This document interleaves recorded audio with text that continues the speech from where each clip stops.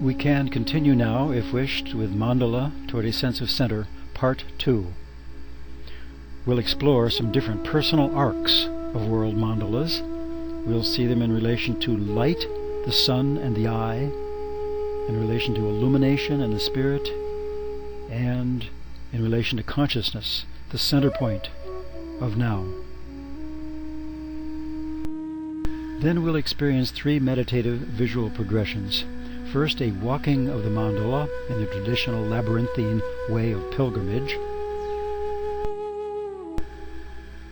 A painting of our mandala using some of Carl Jung's ideas as a psycho-cosmogram. And a willful writing of our inner mandala, following Sri Aurobindo's visions of a chariot of the gods. And we'll conclude with his sonnet, Bliss of Identity. The Mundaka Upanishad says, "The spirit of light is above form, never born, within all, outside all, is in radiance above life and mind and beyond this creation's creator." As Sri Aurobindo translated the Gayatri Mantra, "Let us meditate on the most auspicious form of Savitri, on the light of the Supreme, which shall illuminate us with the truth." Light, the Mother said, is the material symbol of the divine, and the sun represents, under material conditions, the supreme consciousness.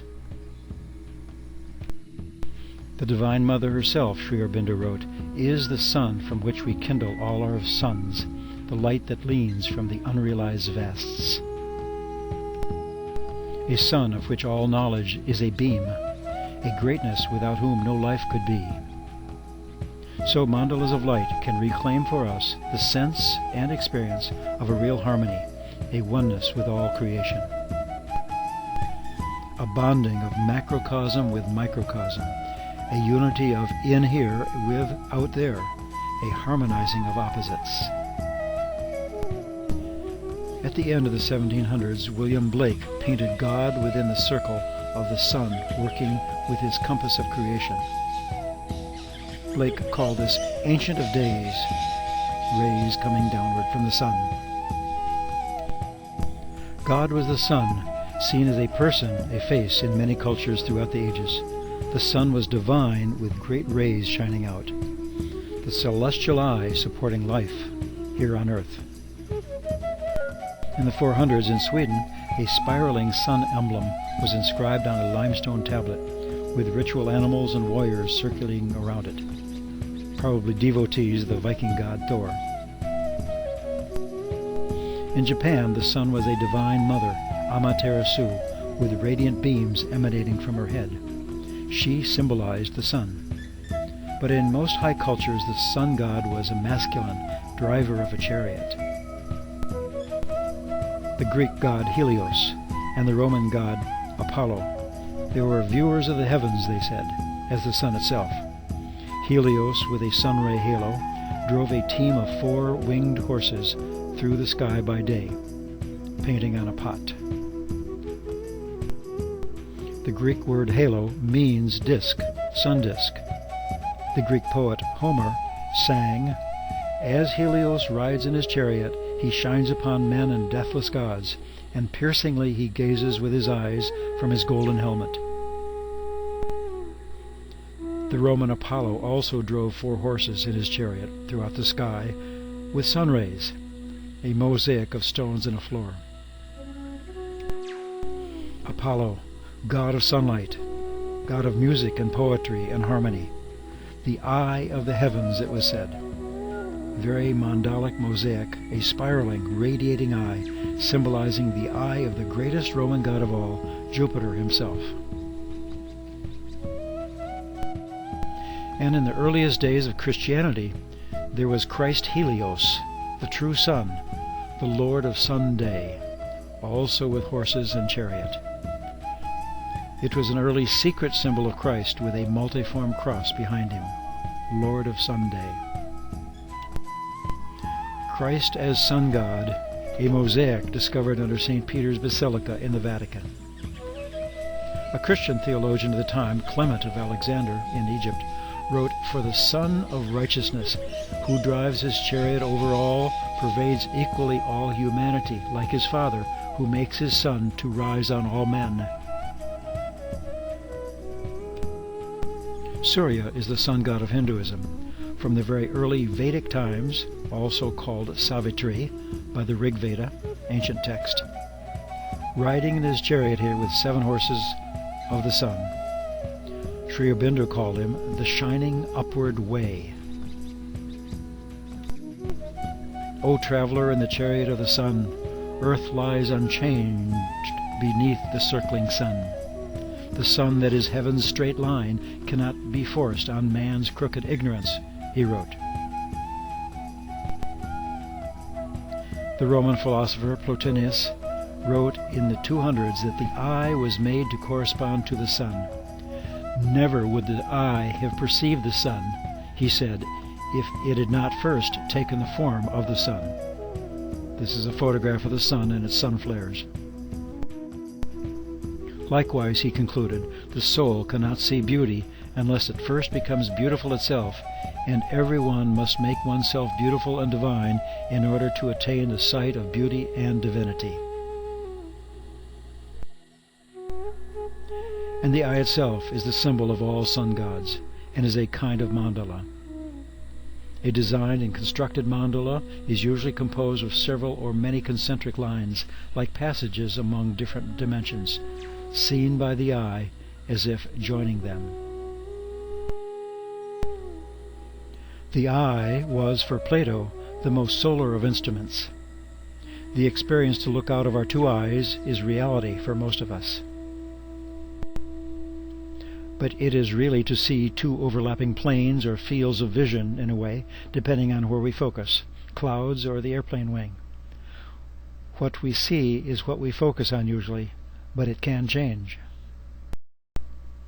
The iris is a living mandala, composed of often different colors of circular muscles, a simple-looking form, but complex in its makeup. The iris gives us the color of our eyes. It's the eye's most visible part. It controls the amount of light coming into the eye through the central pupil, like the aperture of a camera, by closing more or opening more. In its complexity, the eye is able to perceive very intricate aspects of shape and movement in widely varying light. And working together, 2 eyes can focus on a small object very well. The triple relationship of light is important to understand. First, our organ of sight, our eye, with its shape, function, and as a symbol. Second, our sun, as our main source of light and as a symbol, here with sun flares. And third, our actual experience of light, both physical and spiritual. Mandalas all. Just as a water drop reflects the image of leafy trees, upside down, when our eyes receive light from our outer world through our lenses, the image of what we see comes into the retina of our eyes upside down too. It's the mind that straightens it up. So we image, or imagine, that what we look at is real and complete. The flaming sun that this guy sees out there at the left is registered in here, in his brain, right side up, on the right. We don't even see where our visual blind spots are. We have the illusion that our visual fields are complete. But it's our brains that blend the 2 images, not our eyes. It's all very ordinary. Now you see me, now you don't. Things and people seen become meaningfully real even with eyes closed. Our brains are great to coordinate our internal symbolic world. Legs and arms and heads prove for us that the world we see is actual, an internal process. So we learn to accept these visual images as passively coming in, being received, but the meaning they have is like projected outwardly. Symbols are part of our reality, our experience. Symbols are us. Very normal it is for our visual spheres of wisdom, our eyes. So we see all we see through the centers of circles, our very personal mandalas. Sunlight, the eyes, and spiritual wisdom or experience all are connected, physical and spiritual. Nature is not only all that is visible to the eye, the Norwegian realist painter Edvard Munch said, it also includes inner pictures of the soul. Inner pictures of the soul. Stars are said to be the eyes of the night. Millions, billions, omniscience, never-sleeping watchfulness. An eye has opened upon timelessness, Sri Aurobindo said. Infinity takes back the forms it gave, and through God's darkness or his naked light, his million rays return into the sun, as he wrote. To the Egyptians, the sun was dominant as a visual symbol for their beliefs. It was the all-seeing. All-seeing. On the head of the falcon god Horus, this eye of the mind, as they termed it, meant strength and power. Two divine eyes in Egypt were equivalent to the sun and the moon. The right eye of god Ra was of the sun, of the day and the future, and his left eye was of the moon, of the night and of the past. Most cultures have seen the eye as a symbol to express the hidden dreams or powers of a person. This is a religious aspirant from early Mesopotamia, about 2,700 years ago. Jesus Christ had said, "The light of the body is the eye. Therefore, when thine eye is single, thy whole body also is full of light." In other words, do not be two-faced or deceitful. The Hindu god Surya, on a battle shield for fighting the enemy. Pretty strong eyes. Power, divinely powerful sun god. The Lebanese poet Khalil Gibran drew his supernatural vision of God. A divine protector, he called it. Eye in the palm of a divine hand, with wings of angels in the circle, and heavenly beings around as an outer eye. There's even an Eye of God nebula, 650 light-years away, as seen and named by astronomers. How often do Americans touch this public eye and don't see it? A dollar bill. Annuit coeptus means he has smiled on our undertakings. It's the Great Seal of the United States. Novus Ordo Secularum is a new cycle of the ages. The all-seeing eye is a spiritual, visual smiling. A triangle with an eye in the center means the all-seeing eye of God, omniscient and omnipresent. The lone all-witnessing eye, Sri Aurobindo called it, and the large eye of infinity. Energy from the eye world into the myriad worlds, worlds beyond time. Everything always starts again, Albert Einstein said. But time is illusion, he believed.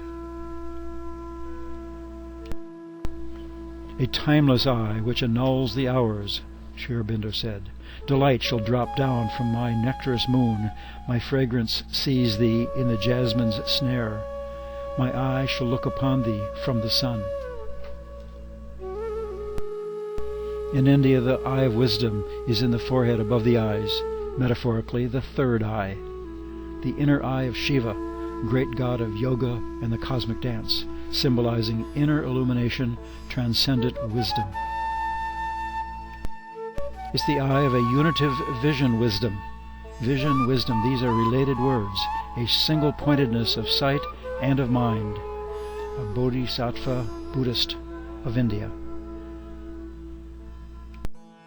A Japanese Buddha sees from the center of the mind, from beyond the senses. A seer is one who sees from inside. The third eye shines with symbolic illumination. Universal beauty, Sri Aurobindo wrote, is seen by the inner eye, heard by the inner ear. A Burmese Buddha here. Seen by the inner eye, heard by the inner ear. The great sound syllable Om, spelled A-U-M in Sanskrit, is at the center of all sounds. In Hindu tradition, one in all in one, commonly written in a circle as a mandala. A seed sound, Sri Aurobindo named it, suggesting the eternal syllable of the Veda, he said. The Mandukya Upanishad says, "This eternal word, Om, is all. What was, what is, what shall be, and what is in eternity." Om, Sri Aurobindo said, is the word of manifestation. A is the external manifestation, U the internal manifestation, and M the inmost seed or condensed consciousness. He called it the Alpha and the Omega in one sound. With Om, he said, only then shall the spirit and nature be at one. In fact, the business of the Upanishads is to seize the mind and draw it into a magic circle.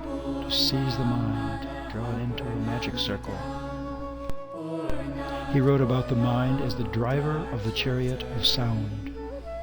Chariot of sound. Chanting the sound Om as a way of centering ourselves, illuminating, gaining wisdom, a sound and vision connection.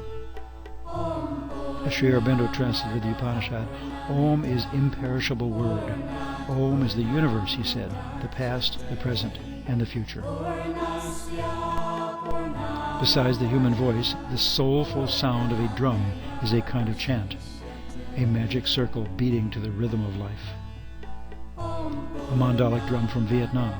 The single-pointed center vibrates outward in all directions, so the circle is the symbol of the drum. The sun is eclipsed behind a Chinese temple roof. Here the red sphere on the top symbolizes the flaming pearl of wisdom, a solar metaphor.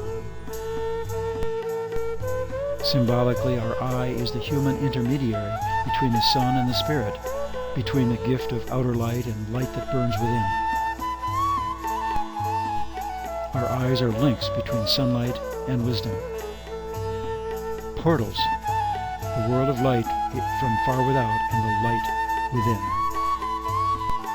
But we are not always in cosmic awareness. Our egos, ourselves, my I seems the center of my activity, my experience. I am the center of the world as I know it, a paradox, but an illusion that works very well in our day-to-day lives. So if we wish to understand the other person, then explore the others and their world. Implicitly, the center points outward. And if we wish to understand ourselves, explore our significant others and our world. Implicitly, the outside world points inward in our experience. As the old proverb has it, that if you wish to understand the point, then explore its vicinity. Sri Aurobindo said, if progress there has been, it is in a circle, at most perhaps in a widening circle of people. To understand ourselves, then, it helps to behold our environment and others very deeply. Besides sounds, certain scenes of nature can inspire us to make ourselves quiet inside, contemplative, pensive, carry us away. Reflective moments, when lost in thought, while gazing at shimmering water for a while, can calm our restive souls, resolve a problem we've been dealing with. A gathering of one's thoughts, following a stormy encounter or difficult task perhaps, while resting the body, refreshing and healing. Hopes and limitations, inspiration perhaps. Life, passing on, spirit. Sri Aurobindo said, all earth shall be spirit's manifest home. Just as an image or a sound can induce a meditative mood, nature can do so too very well. Referring to the ancient Vedic literature of India, he wrote that the image of the chariot, of the journey, of the path, occurs constantly in association with the increasing brightness of the sun. That means the Vedic god Surya, of course, because this growth of the light, he said, is a journey toward the fullness of the truth. It is by the sun as a door or gate, he wrote, that the individual attains to full consciousness and life. He envisioned mind as the thought-driven chariot of the soul, carrying the luminous wanderer in the night to vistas of a far-off, uncertain dawn, as he wrote. The mind as thought-driven chariot. One very specific way to understand the truth of oneself comes from thousands of years ago with the development of labyrinths, used for walking meditations slowly into its center and back out again to clear one's mind, a kind of a chariot or pilgrimage. The earliest known labyrinth is from the island of Crete, prehistoric. It's called a seven-circuit Cretan labyrinth, since one would walk along 7 arcs and make 8 turns on the path before reaching the center. The Cretan design in the pavement of a Christian courtyard in Canada, a tool for spiritual navigation around these symbolic paths into the center, while reflecting, concentrating, praying. The most famous labyrinth is in the stone floor of Chartres Cathedral in France, done about 1200 in an 11-circuit style. The 6-petal rose design in the center symbolizes the Virgin Mary. Many other kinds of meditative labyrinths, mandalas, have been done over the centuries and around the world, like this one outside at a seminary in Hong Kong, to regain one's center in the midst of the city's tensions. In walking the labyrinth, it may be symbolic of one's path in life. We are not just human beings on a spiritual path, we are spiritual beings on a very human path. As Sri Aurobindo wrote, the seeker must learn to pursue the workings of the cosmic forces in himself through all the labyrinth of their unseen, subtle processes and disguises, and know every intimacy. Here is a very ephemeral labyrinth created on a beach before the tide comes in. A path in the Veda, Sri Aurobindo knew, is always the path of truth.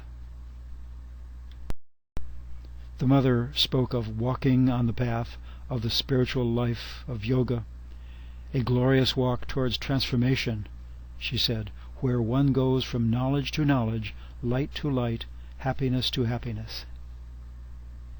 Walk through the labyrinth path of our minds to the truth. The Reverend Lauren Artris has written a good description of this mandala-like journey. The labyrinth has only one path, so there are no tricks to it and no dead ends. The path winds throughout and becomes a mirror for where we are in our lives. It touches our sorrows and releases our joys.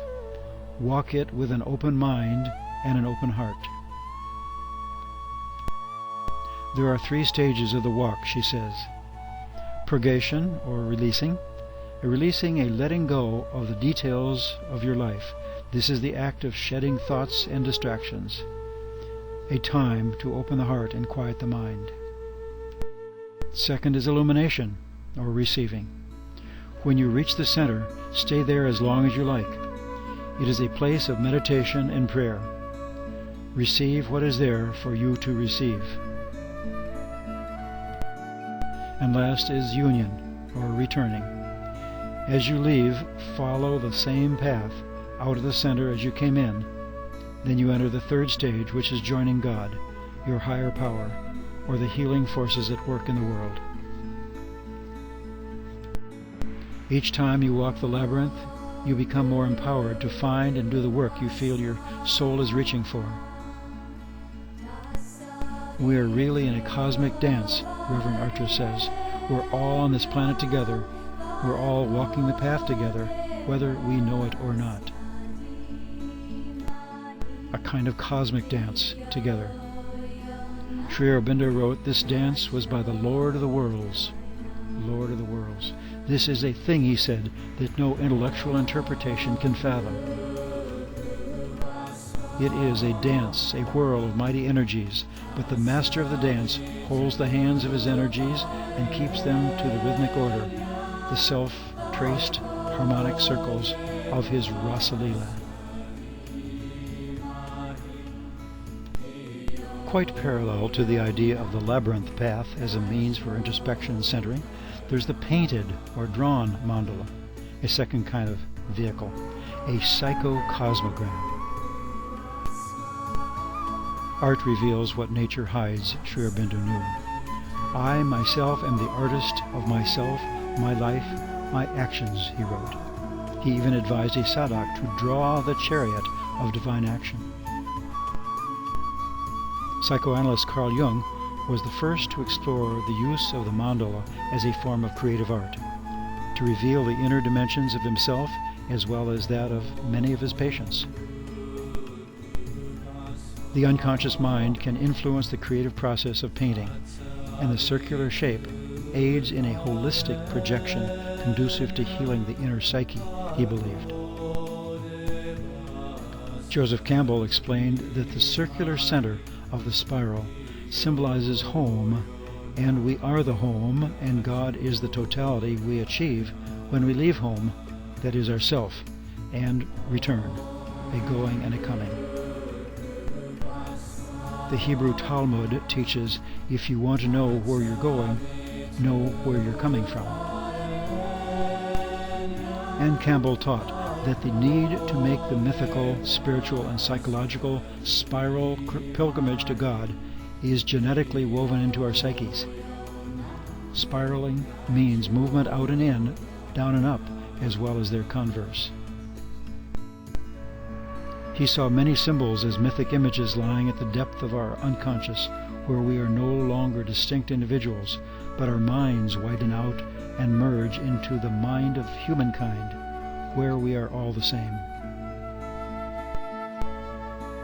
Carl Jung painted many of his own personal mandalas. Mandala of a Modern Man, he named this one. It's the microscopic enclosed within the macroscopic system of opposites, as he wrote. Macrocosm, on the top, the boy in the egg with wings, the spiritual principle with a three-part fire symbol and attributes. At the bottom, his dark adversary, Abraxas, magic ruler of the physical world, with a 10-pointed star of natural man and the rebirth principle. On the right, the dove of the Holy Ghost, Holy Spirit, with double beaker of Sophia, goddess of wisdom. There are many other details here that he doesn't mention in his writings. In the center, he wrote, the inner sun is the jagged circle, enclosing repetitions of this same jagged sun system on a diminishing scale, with an inner microcosm at the center. This Jung simply called mandala. He said, in the center is the white light, shining in the firmament. In the first circle out, protoplasmic life seeds.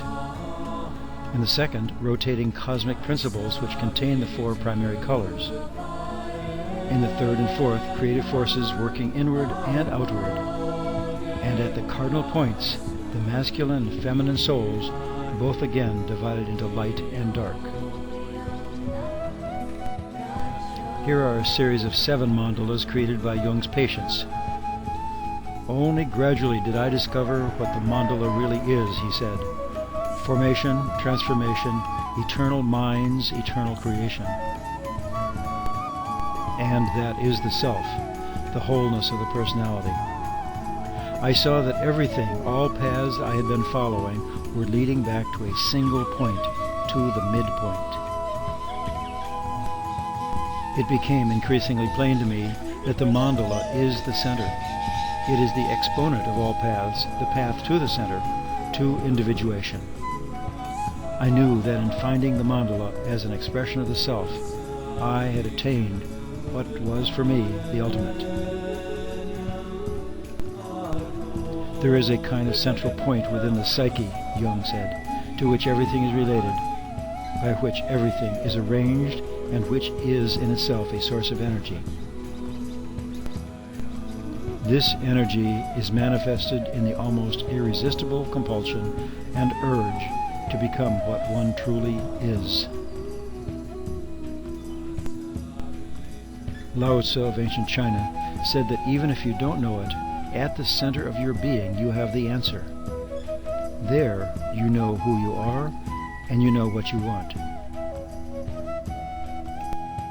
The German writer Goethe mused, "For what the center brings must obviously be that which remains to the end, and was there from eternity.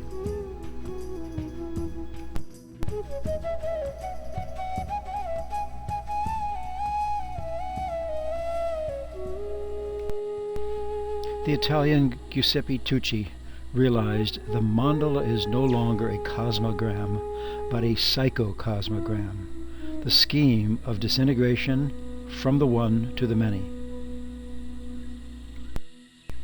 And it is of reintegration from the many to the one, to an absolute consciousness, entire and luminous. A psycho-cosmogram. A third kind of centering technique is creating our own mandala and, in our head, in our mind's eye, in a vision quest, a wisdom quest, and then riding it like a chariot of energy, not just in a flight of fancy, but in a true venture in finding our center point. A chariot of the gods as a centering technique. This concept of spiritual riding goes back to the ancient Hindu images of the vehicles of the Vedic gods. Not only Surya with 7 horses, but Chandra here, god of the moon, with 10 horses. The gods of the air and other godheads in the Indian tradition have no wings, Sri Aurobindo wrote, so they ride through the skies in their galloping chariots. Metaphors, of course. The planet Venus with 8 horses. And the way they were drawn or painted evolved over the centuries. No horses, but animal-headed cars. Here are 6 of them riding above the circle dance of Krishna and Radha in luminous cars, or chariot ships, as Sri Aurobindo called them. Chariot ships. The chariot symbolizes movement of energy, he explained. Here 4 of them fly overhead with flags waving, raining down holy rice on the dancers. In the upward movement, he wrote, the horses that draw the chariot change into birds. In the upward movement. The bird in the Veda is the symbol of the soul liberated and soaring. He wrote about riding an original idea into the field of action. Ride on a spiritual wave, in other words, get carried away and return. In various writings he wrote of a chariot for thought, the chariot of the soul, the chariot of sound, chariot of bliss, and of truth, all symbols of energy for spiritual aspiration. The more recent Hindu gods have their own bird vehicles. Great god Vishnu rides on his Garuda bird to help hear an elephant in distress. And here Garuda carries Krishna and Radha. Will is a conscious chariot of the gods, Sri Aurobindo wrote in his legendary poem Savitri. A movement of energy. Our human will, chariot of the gods. And Goddess Saraswati rides elegantly here on her swan. To relate this to the labyrinth and to the painted mandala, keep in mind Sri Aurobindo's image of the chariot, of the journey, of the path, as he said. We can ride the mandala as a vehicle of our unique self, intimately. Here a Japanese Garuda is ready to carry us, to give us flight, a spiritual vehicle. The chariot is all-pervading, Sri Aurobindo said. Its motion goes everywhere. Its speed runs freely on all planes of our consciousness. Nothing is constant but change, the Buddha said. Yet now seems to be the center of time.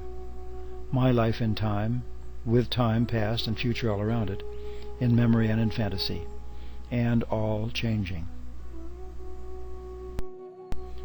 So as the Mother's mantra goes, first to invoke the Supreme, the Divine, second to surrender completely to the Divine, and third to aspire. Invocation, surrender, aspiration.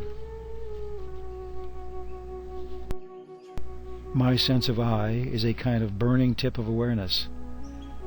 Changes in time and form, time and growth, time and inner realization. Ascendant, evolving. Each of our awareness moments is unique, with associations and memories forming new memory centers all the time. This moment, now this moment, now. Different in details, the same in essence, evolving out of centers, returning to centers, flowing on to the source of consciousness. Even my most subtle psychic center is like a small flame of consciousness within. It is an ever-pure flame of the divinity in things, Sri Aurobindo wrote, the flame of the Godhead always alight within us. It is through this psychic being, the Mother wrote, that the supramental consciousness will manifest itself in us. Sri Aurobindo speaks of the light of spiritual knowledge as a center of living spiritual consciousness whose circumference is lost in the infinite. In the beginning was the center of the mind of God, the eternal Creator, the dream of Brahman, the galaxies that swirl beyond the lenses of our great telescopes.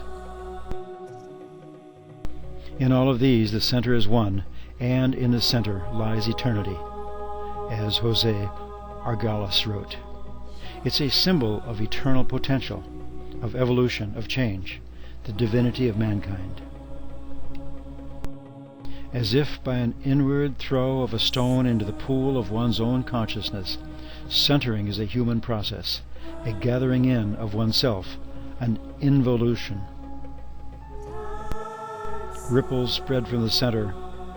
A mandala is me, my atoms, molecules, cells, organs, sense of self, my intimate uniqueness, and anonymous oneness with all that is. A seeker of knowledge, Sri Aurobindo said, must soar to the utmost height, but also circle and spread to the most all-embracing wideness. He concluded his epic poem Savitri by describing how Satyavan and Savitri were carried through the sky by a horse-driven chariot toward their final day of being united forever. They rode with linked hands, he said, in a high-roofed car, through the night splendid with the moon dreaming in heaven. They heard the neigh of steeds, the rhyme of hooves, the chariot's homeward voice. She brooded through her stillness on a thought, deep guarded by her mystic folds of light, and in her bosom nursed a greater dawn. Now to conclude, just music and some more recent mandalas, and finally Sri Aurobindo's sonnet, Bliss of Identity.